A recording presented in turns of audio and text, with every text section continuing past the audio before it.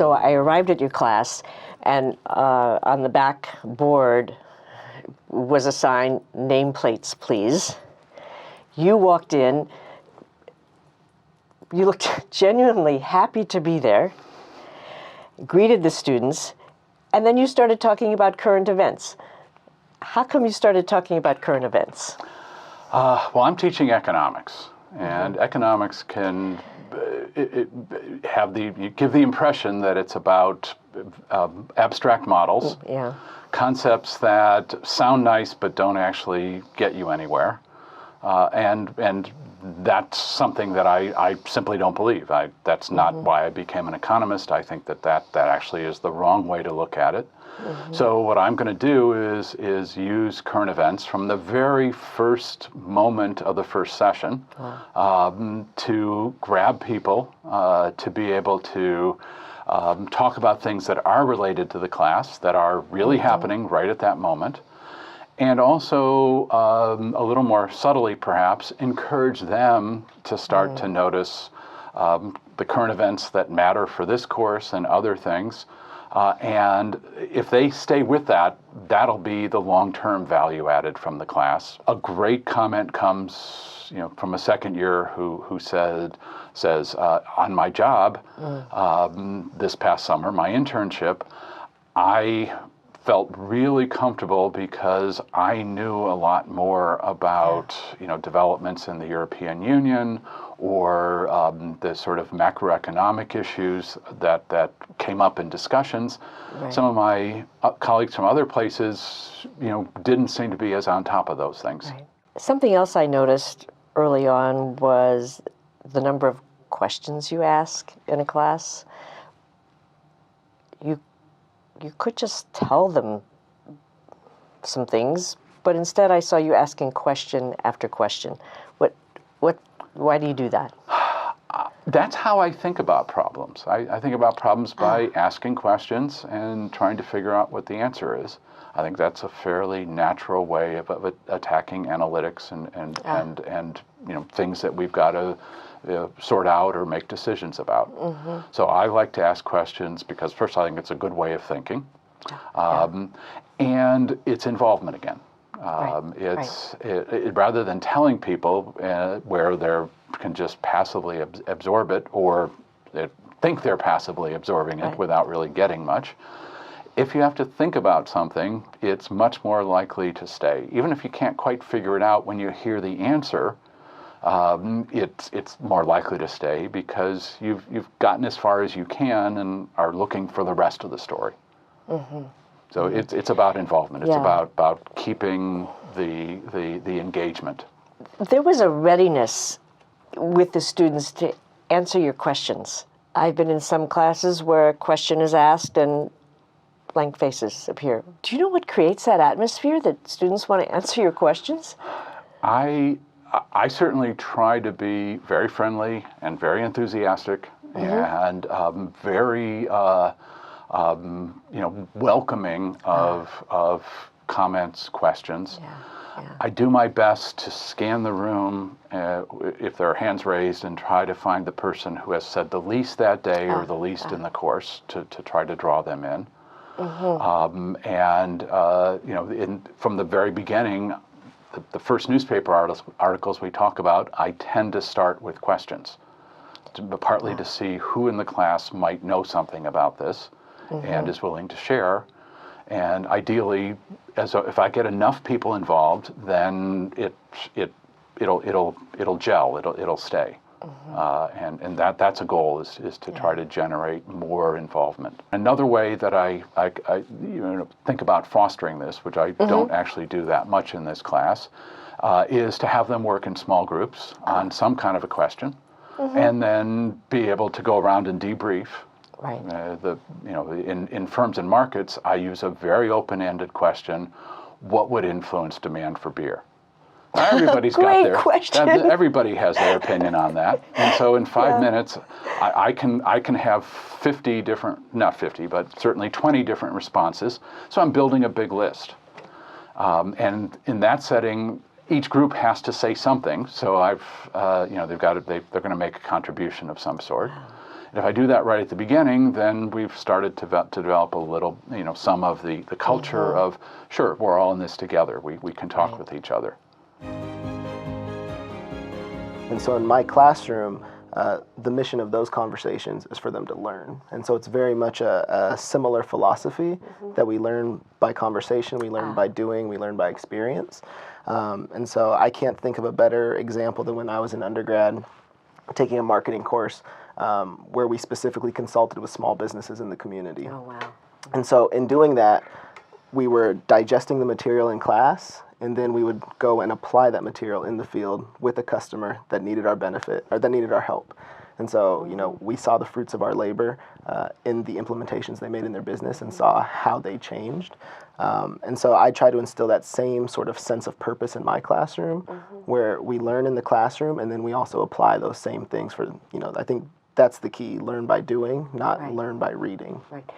Back to that marketing class that you were in undergrad, do you remember that feeling of learning? What was it? I mean, I think it gave us a sense of purpose, right? So, at this point, I had been a student for 14 or 15 years of life, and a lot of that was digesting information and regurgitating it in the form of either an essay or a multiple choice exam, but I didn't actually get to see the fruits of my labor because I just went on to the next course.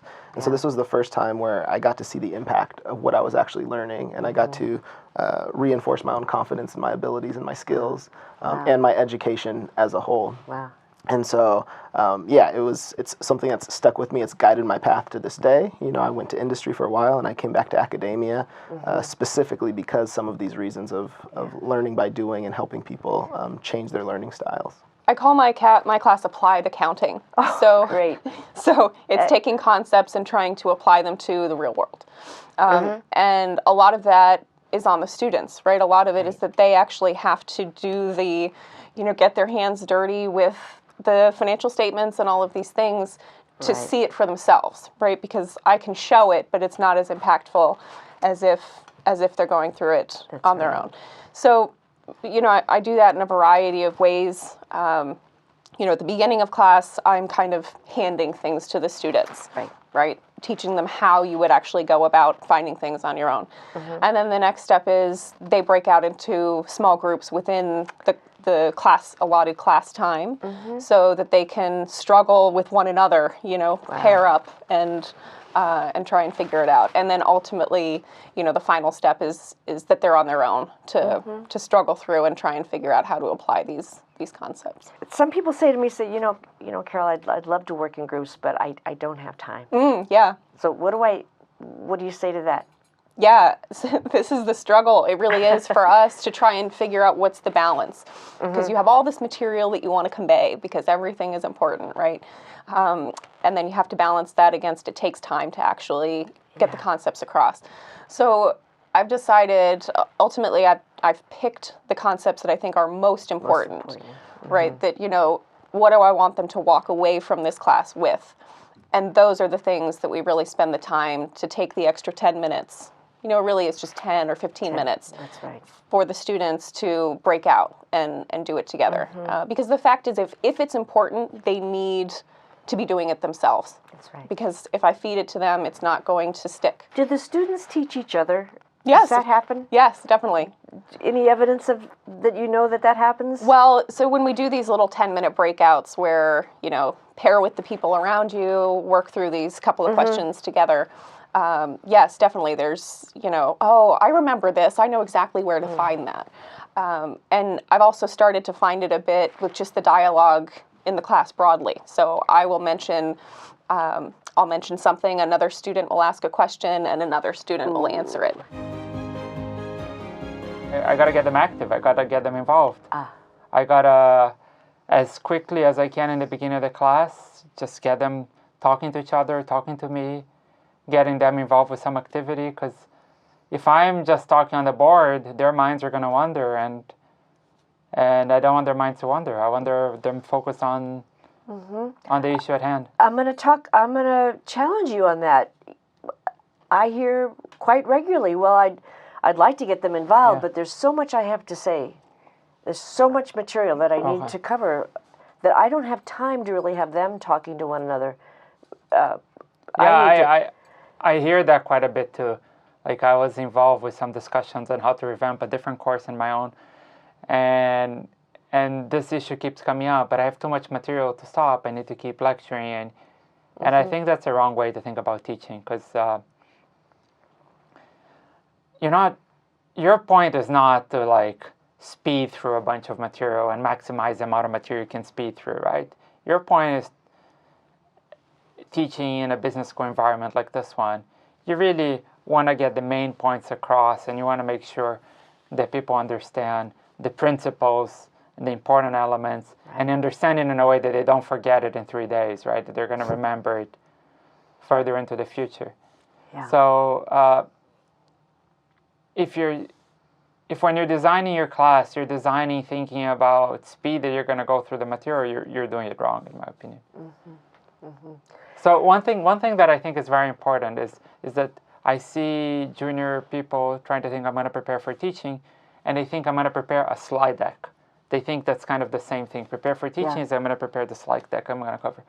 And I think that's a huge mistake.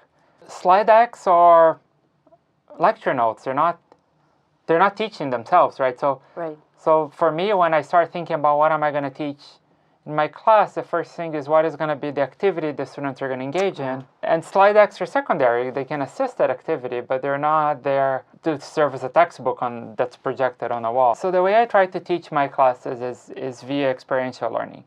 I try to teach as much as I can lab style, as in people are working with each other or working on a computer and they're trying to solve a problem. I come to class. Typically what I do is I introduce a business problem, and in the main class that I teach, which is an optimization and simulation modeling class, what I do is I introduce something that the students need to solve, either that they need to optimize something or simulate something. So I tell them what the business story is, the context, and then I have them engage each other and figure out what's the right model. And I give them quite a bit of time to think about this. Usually something like 10, 12 minutes. Wow. To think about this as a pair. Or I might give 2 stretches of 6 minutes with like an interlude or something. Right, nice. I might break that up sometimes. But I give them a fairly long amount of time to think about this. And then I have them tell me what they think the solution is. And I try to do a little bit of like this case style discussion, as in, is this the right way? Is that the right way? And try to get the solutions of the problems this way. Okay, so the project has evolved over time. I used to have a project that was the culmination. It was the final project, and it was group work, and they would essentially present a case to me. And ultimately, I found that was too backloaded, that the students needed, and I needed, checkpoints throughout the semester. So the project still exists, but now it's divided up into smaller pieces, so that there's, starting next week, there's a piece of the project, 1/6 of it is due, and they work together as a group on it. Wow. And this way, they hand that in. I know where the problems are now. They know where their weaknesses are, and that way we can kind of pivot if we need to. Tell me if I'm getting this right, but it sounds like you've built in accountability on a regular basis, and also opportunity for feedback. Right. Exactly. Tell me about the feedback and what difference that makes. Yeah, sure. You feedback for the students. So as with any assignment, right? you get it back. You find out where you went wrong, and then you have the opportunity to come and see me, come and see the teaching assistants, whoever you're most comfortable with, to try and course correct before the problems compound. In a small environment, it's okay for me to be more honestly challenge their projects and to discuss in depth why certain things, say in their persuasive line, there's a flaw, there's a gap in their use of evidence. I can very clearly pinpoint those things and explain to them. But in a class setting facing 40 people, I can't offer that kind of pointed review or criticism to a particular team that is not relevant to the rest of the class. So they appreciate those targeted feedback and a one-on-one comfortable environment, and then they feel comfortable expressing how to improve that, how to do research, how to improve that. Wow. Yeah, and then I think it's not just the learning happens in that moment, but the bonding, the relationship, the community development. I imagine students are really grateful for that opportunity, whether they can step back and say it was the community, it was the relationships, it was the feedback. But I can imagine how important those elements are for them, and how that makes a difference in who they become and who they are. Right. In the university. Exactly. You asked me to give a workshop to PhD students who are going to teach a class for the first time, and you asked me to show them what bad teaching was like and what good teaching was like, and I tried to do like really bad teaching, and I prepared a really ugly slide. But the key point was, I came in, I didn't give any context on what I was going to do. I started doing like, here's a mathematical model we're going to build, and I put lots of ugly equations and very dense slides on the board, and I just read very quickly through the materials, like while just looking at the screen, not looking at the students at all. In the end, just like speed reading everything. In the end, just saying, all right, any questions? All right, no questions, we're done. Not giving anybody any time to engage the material, no chances to really think through what I was saying. Do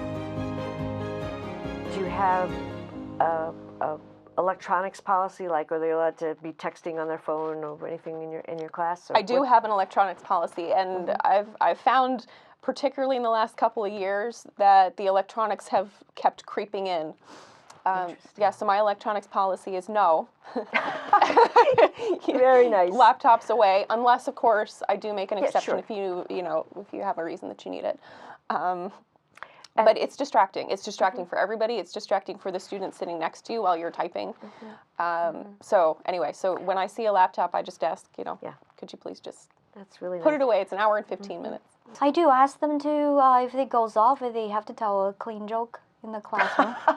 A clean joke. It's hard for some of them to come up with a clean joke on demand.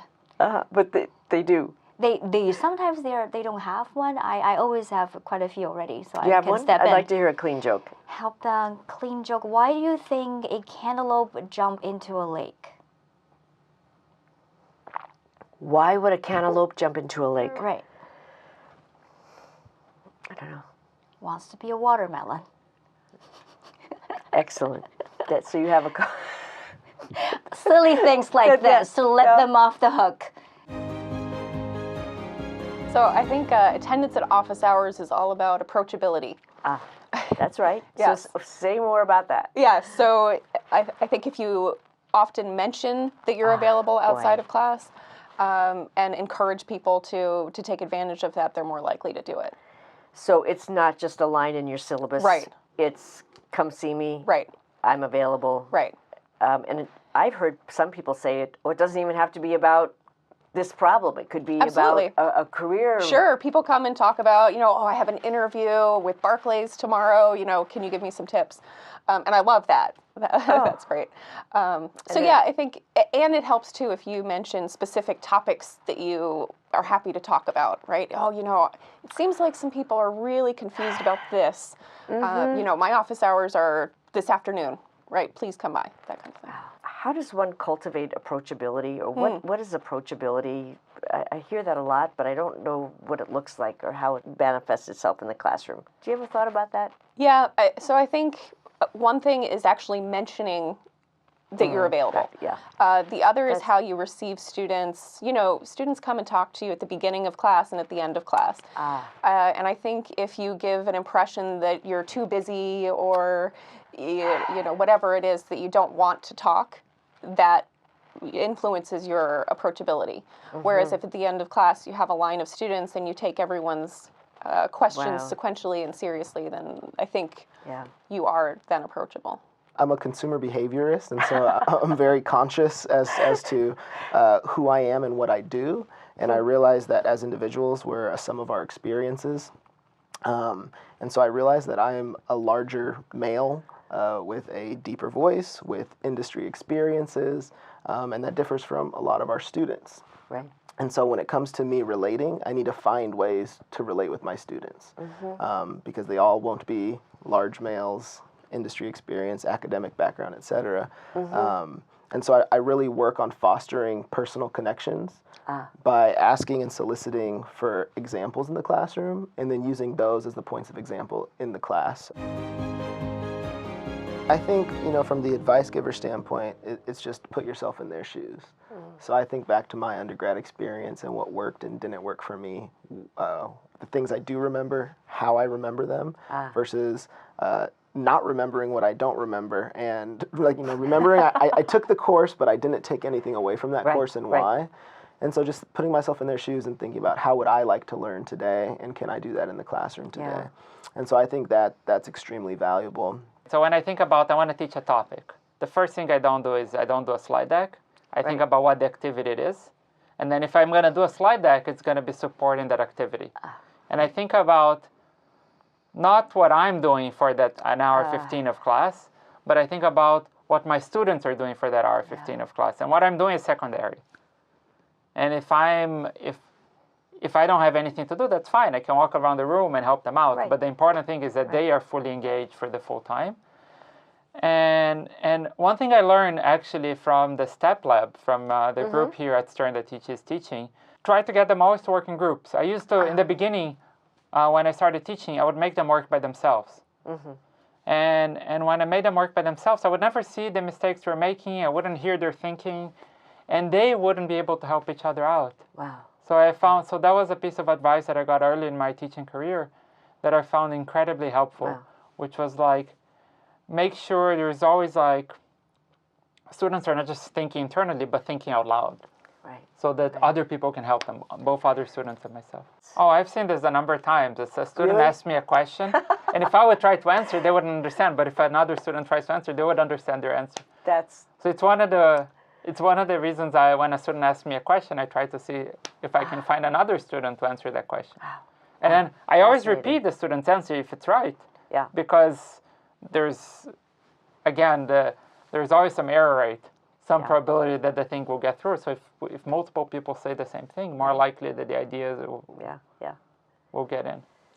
Okay, so one more thing that I think is important is think about the narrative of the class. So a class, often people think about, you got to think about both the narrative within the lectures and the narrative throughout the lectures. And I keep coming back to those. So when I'm doing a lecture, I know what my punchlines of the lecture are, 1 or 2 or 3 punchlines, and I try to think about how and when I'm going to deliver them. And I try to do this also in the overall theme of my course, as in, why did we think about models of this kind in the beginning of the course? Why are we thinking about models of this kind now? And I keep coming back, what were the advantages of the model that we did in the beginning? What are the advantages now? What are the disadvantages? How do you think about trade-offs? Have both a storyline and punchlines both within lectures and within the course. If I had to pick one thing that I've learned over the years, it would have to be that you can't be too wedded to the script. So you have to have a plan for what you really, really want to cover. What is the most important thing, that you want to convey during the semester? But you have to be able to pivot. If something just isn't working, if the students aren't understanding something, you have to be able to pivot and spend more time on it. So I think that ability to adapt based on how things are going for the students that semester is the most important. As you said before, it's really about the students learning. It's not about your covering the material. It's about what they take away. Exactly. As I mentioned, more risk-taking, try new ideas, exciting things, but balance that with taking in the students' perspectives, knowledge levels, and to make that, not to just introduce new ideas because it's new and fresh and interesting to me, but how can I integrate that pedagogically to fulfill a particular need in the class? integrating things not just because it's exciting. Right. But it fulfills a particular need of the student, or it can be plugged into the entire design of the course. There is a fun aspect to this, and you know, the idea that one of the great things about using, say, the current events is these are immediate things that you can actually have fun with as a teacher. You know, is this good enough for the class? If it is good enough, what else do I know about the subject? Because I'm not just going to read the newspaper back to them. So I'm drawing on other things that I know to expand out the story. And that's you know, wonderfully satisfying sort of academic, intellectual activity.